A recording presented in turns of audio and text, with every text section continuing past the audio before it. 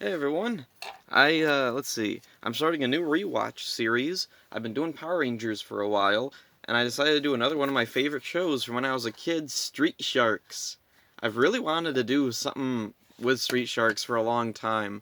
I'm gonna be doing pictures, I'm gonna be doing posts on DeviantArt, and I'm gonna be doing videos here. I just finished watching the first episode, Shark Bait.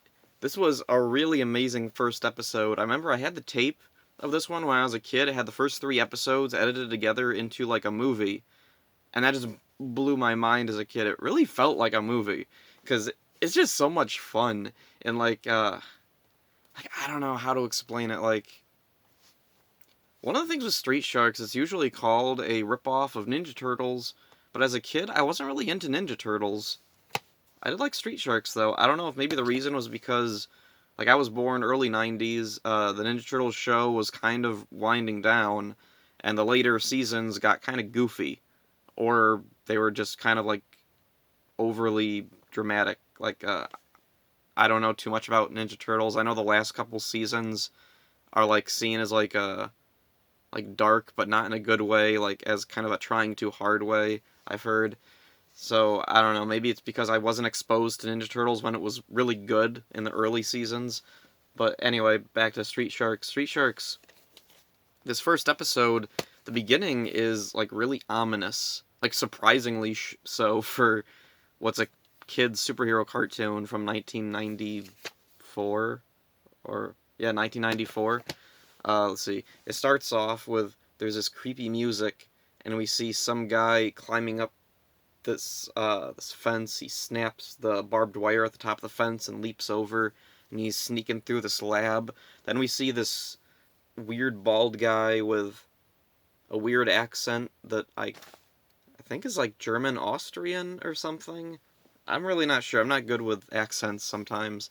He has a metal eye patch over one eye, and he's typing away at a keyboard. There's these weird images coming across the screen of like animal silhouettes. There's a bunch of DNA strands, and he's talking to himself about his former partner betrayed him. He dares to say no to me, his mentor, his idol.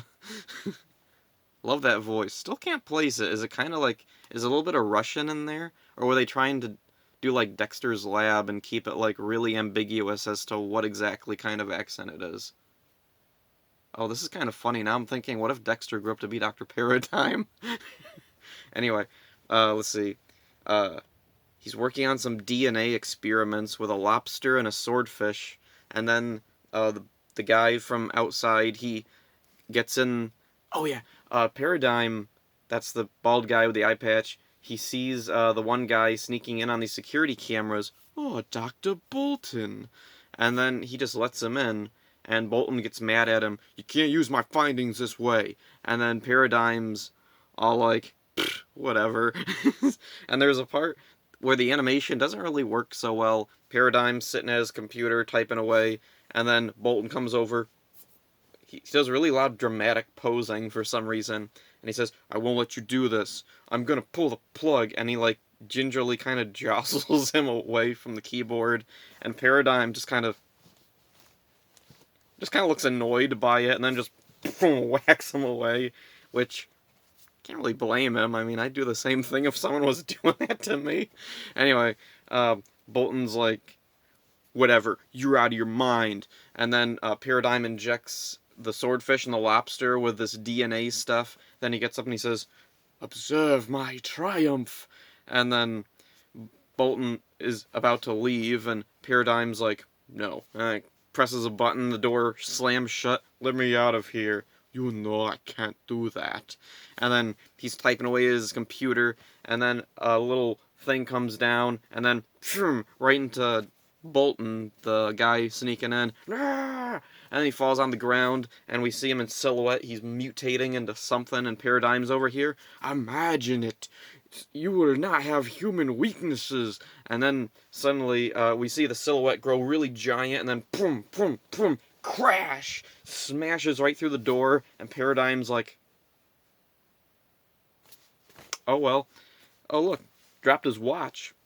Cool watch. Puts it on, and then he hears, what about us? And he turns around, he sees The lobster and the swordfish have mutated into crazy monsters. The swordfish got a onesie suit from somewhere. I don't know. And uh, then we cut to guy in the sky, this radio DJ dude in a helicopter, giving information about the traffic. Did they ever do that? I've seen that in a lot of like movies and cartoons. People in a helicopter talking about traffic and giving like information about the weather or whatever. Did that ever actually happen? Because I've never heard it. Like the closest is I know Howard Stern like parodied it. Whatever. Anyway, the guy is talking about how polluted it is. The ozone is crackling. And it was, there's smog everywhere. Blah. And then, let's see, it pans over this Fission State University. Oh, and there's an interesting thing.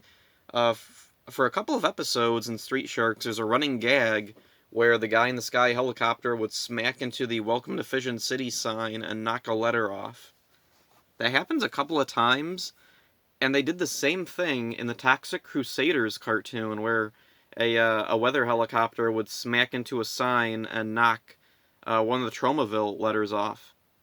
I'm wondering which inspired the other, because it doesn't seem like a gag they would come up coincidentally, and Street Sharks would, in the next couple episodes, do things that, like, made fun of, Ninja Turtles and also Usagi Yojimbo a little tiny bit, so I don't know if this was a dig at Toxic Crusaders, or if maybe Toxic Crusaders had some of the same people who worked on Street Sharks, and this was a callback, who knows, whatever. Anyway, it's a really cool transition. It's a really clever transition. He pans over the university, then we pan down, we see Dr. Paradigm going in, and then this black woman in a white lab coat turns and says, Dr. Paradigm, Dr. Bolton never came in today. Really? And then Lena goes, he's never late, though, never. I think we should call his sons. His sons? That's a good idea, Lena, a very good idea. Tell his sons that their father wants to meet them at the old nuclear power plant. So you've spoken to him? Never mind, Lena. Cancel all my calls. I have to go. So then he immediately leaves, and she's like, he was wearing Dr. Bolton's watch. Then this guy nearby comes over. Man, I wouldn't trust that dude. That dude's weird. Which, yeah. And then Lena's like, I know Ben's, but he's my faculty advisor. And I've always loved this line. The supervillain of the show is faculty advisor. That's his job title. Faculty advisor. It's so weird. And, oh yeah, the one guy, Ben's, he's really cool. Loved him as a kid. I still have his action figure. I don't know. Oh, there it is. Ben's. Man, this is awesome.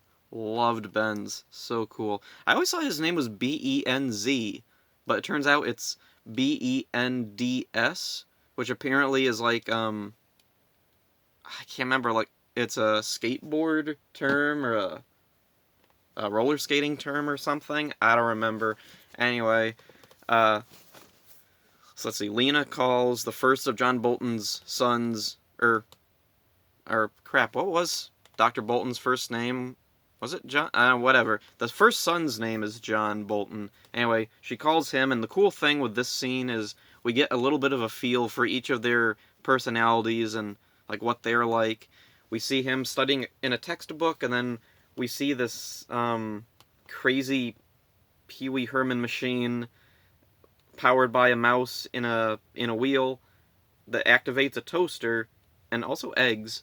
And so anyway, it drops it on the plate, and he goes, Awesome eggs, Hillary! Even better than your chocolate chip cookies. Yes, the mouse's name is Hillary. So then he gets a call from Lena. Speak to me. And then she tells him that your father wants to meet you at the old nuclear power plant. Okay, I'll tell my brothers. So then he calls... Crap, who does he call next? Oh yeah, he calls Bobby next, who's roller skating through the university, winking at the girls and stuff. And then, so Bobby's like, I'll beat you there. And then, let's see, Bobby calls Coop, who's at a football practice or something. He's running with the football. He smashes into the goalpost and whacks it right into the sky. Holy crap. And then he's like, oops, sorry. At least he said sorry.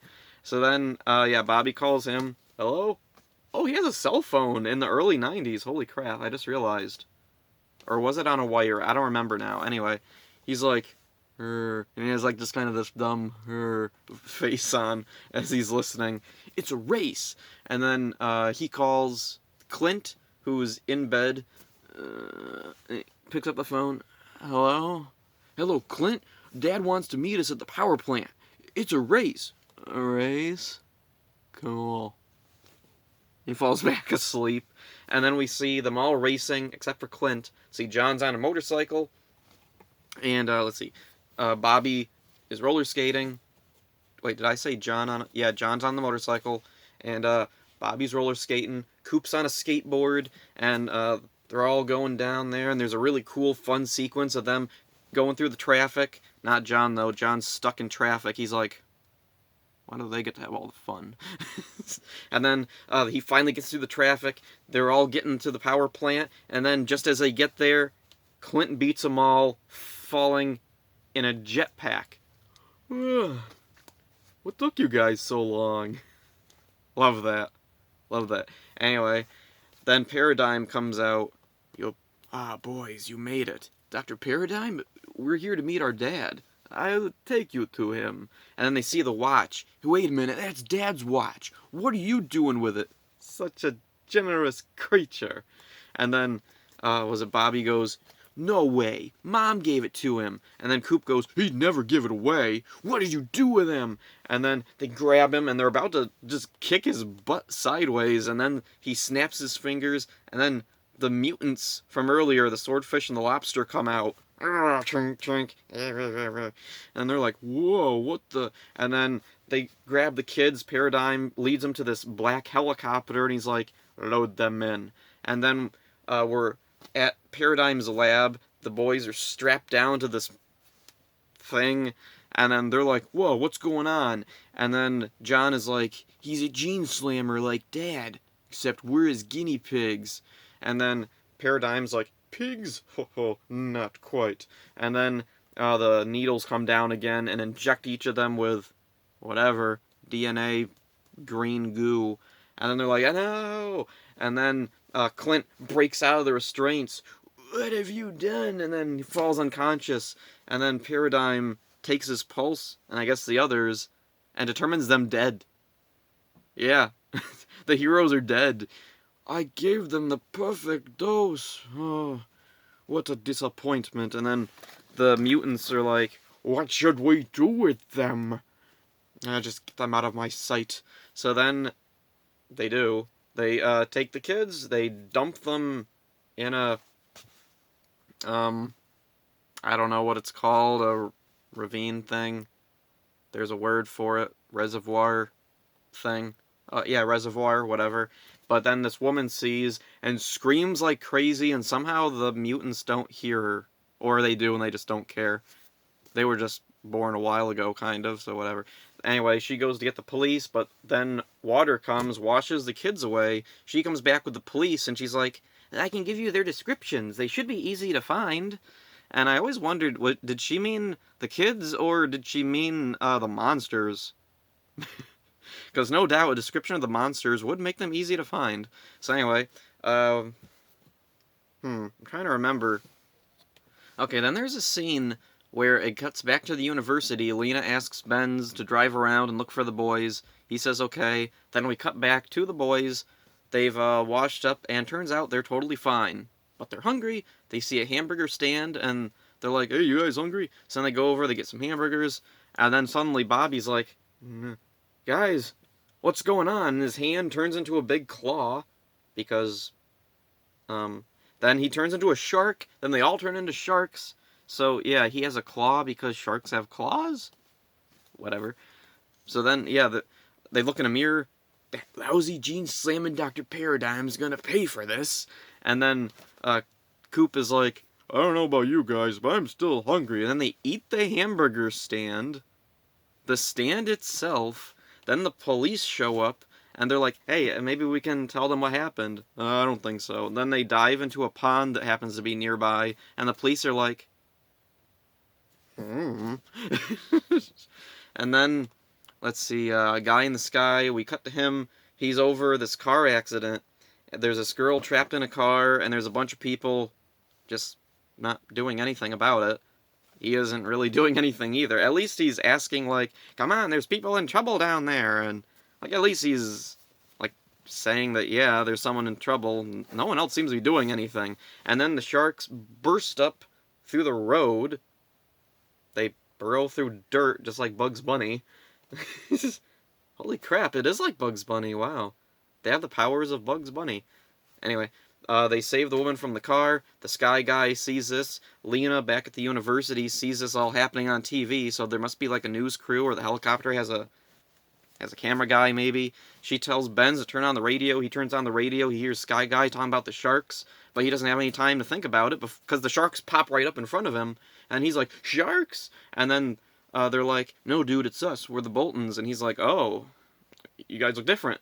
And then the police show up, and I don't know, I guess maybe he's holding weed or something? Because he immediately zooms away. He's like, buckle up, guys, and he's doing everything he can to get away from the police, even though he has no reason to. Like, the sharks are afraid because they don't think the police will believe them. Maybe they think they'll get shot because they're monsters. Benz, though, I don't quite know why he's running, but whatever. It's a cool, fast-paced chase scene. It's really entertaining. And then they crash into this big billboard for a carnival or something, and the police zoom by because they blend in with the sign. And then